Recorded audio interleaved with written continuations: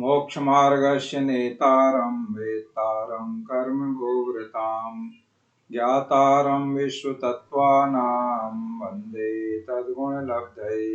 श्री तत्वार सूत्र ग्रंथ जी में आचार्य श्री उमा स्वामी जी महाराज प्रथम अध्याय में सम्यक दर्शन और सम्यक ज्ञान का वर्णन कर रहे हैं। सम्यक दर्शन का आपने समझ लिया है। सम्यक ज्ञान में मति ज्ञान, श्रुत ज्ञान, अवधि ज्ञान और मनःपर्यय ज्ञान के बारे में बताया गया है।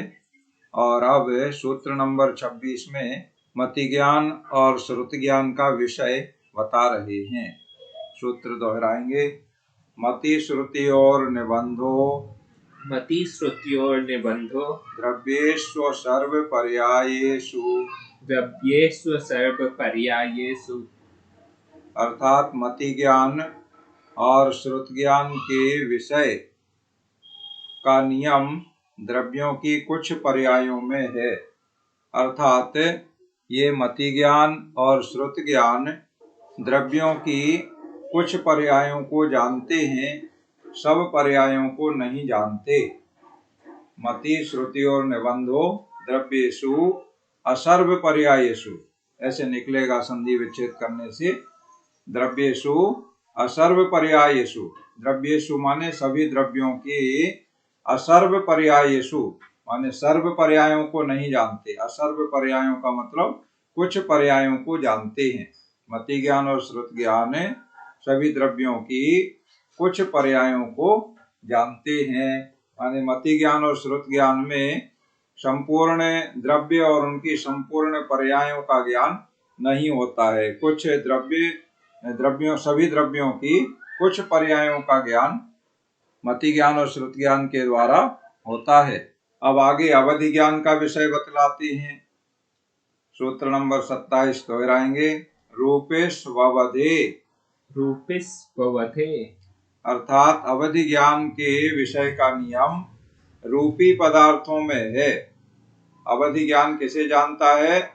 रूपेष्ववधे को संधि विच्छेद करेंगे तो निकलेगा रूपेषु अवधे, माने अवधि ज्ञान का विषय रूपी पदार्थों में है। अर्थात अवधि ज्ञान रूपी पदार्थों को जानता है। इसका मतलब क्या हुआ कि अरूपी पदार्थों को नहीं जानता।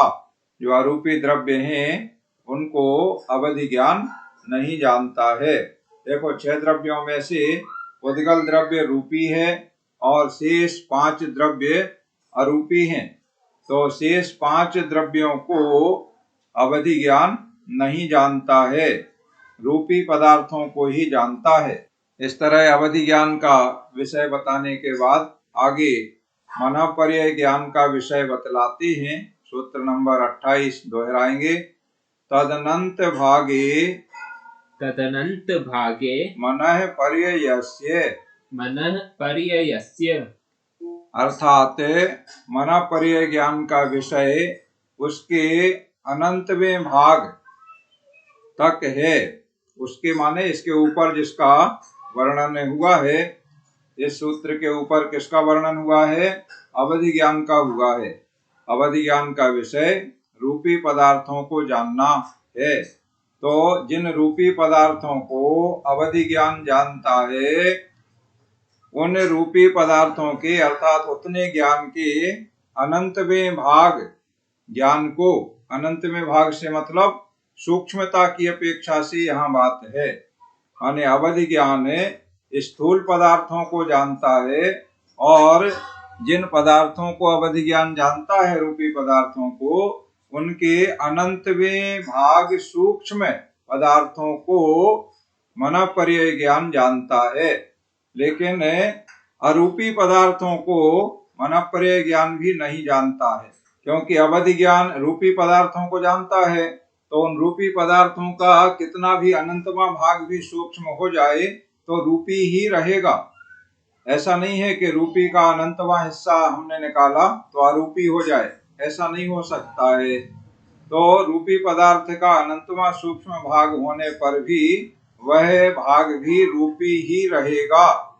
तो उसी मनःपर्यय ज्ञान जान लेगा। माने अत्यंत सूक्ष्म रूपी पदार्थों को मनःपर्यय ज्ञान जान लेता है, इतनी शक्ति मनःपर्यय ज्ञान की होती है।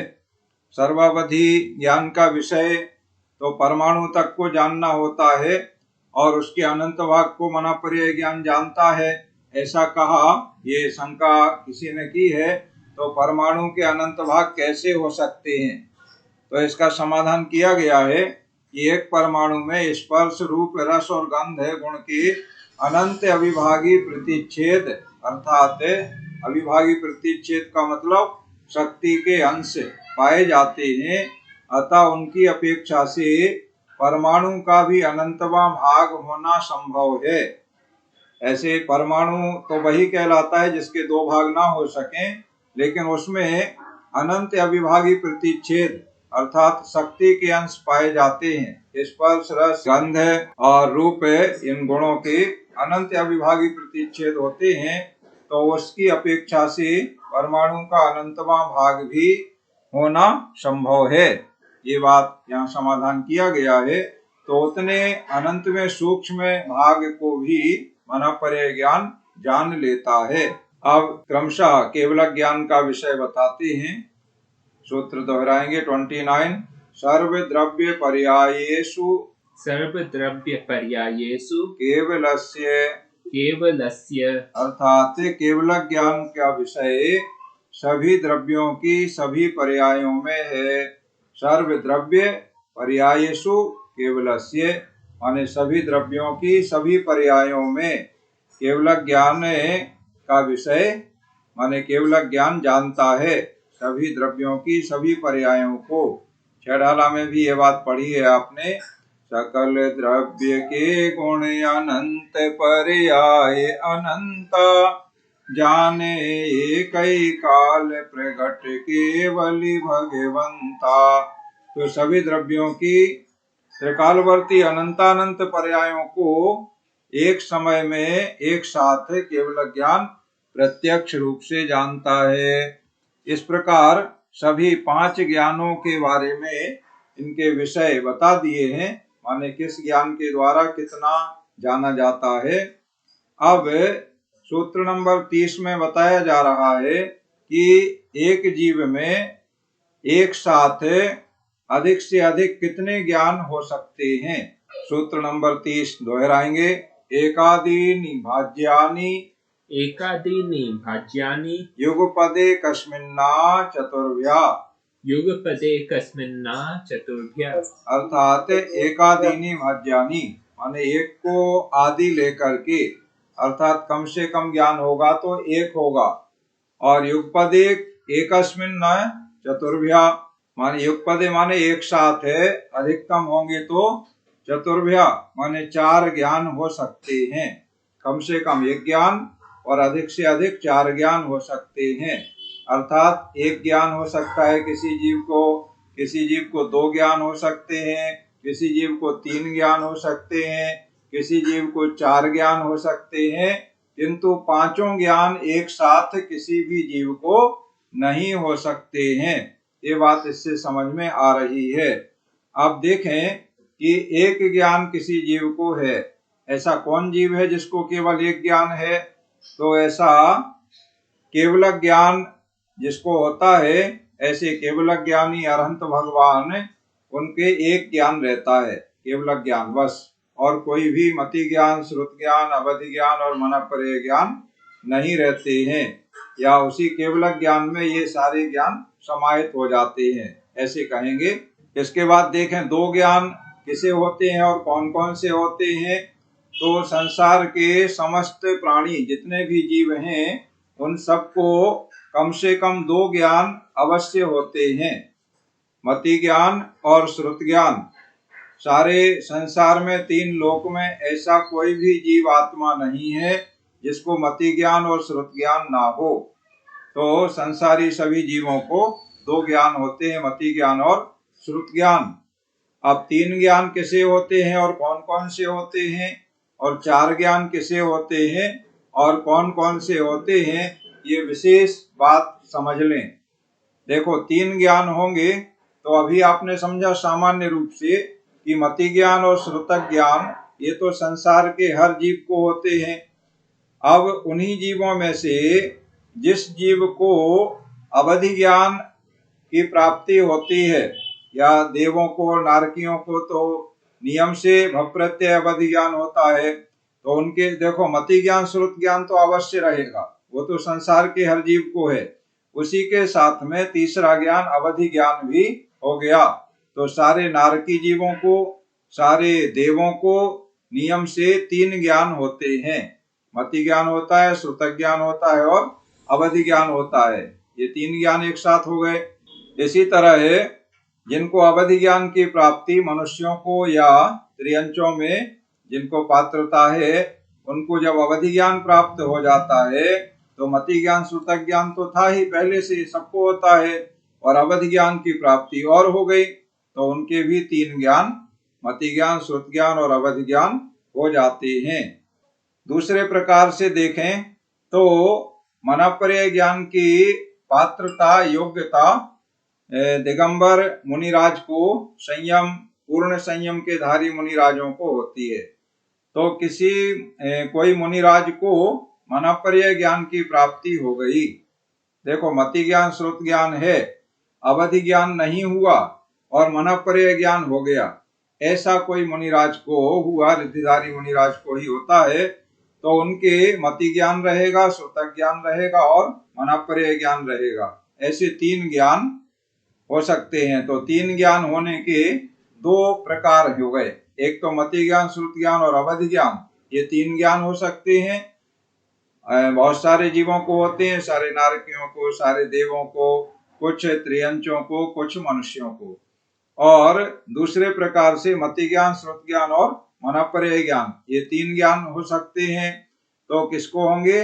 जो रिद्धिधारी मुनिराज हैं, जिनको मनःपर्यय ज्ञान प्राप्त हो गया है, उन्हें मति ज्ञान, श्रुत ज्ञान और मनःपर्यय ज्ञान, ऐसे 3 ज्ञान होते हैं।